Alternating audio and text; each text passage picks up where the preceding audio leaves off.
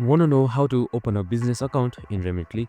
Well, no worries. In this video, I'm going to show you an easy step-by-step guide on how you can do it. It's super simple and under a minute, so let's get straight to it. Now, first things first, simply open up your remitly.com website. So once you have opened it up here, you should be seeing this interface right here. And once you're on this interface, here you should be seeing personal and business. So you can just simply select business right here. So once you have selected business, here you can see you can create a business account easily. So you can just simply click open Remitly business account right here. And now once you click open Remitly business account, here you should be seeing a Remitly profile. You can just simply type in your email address and then your password.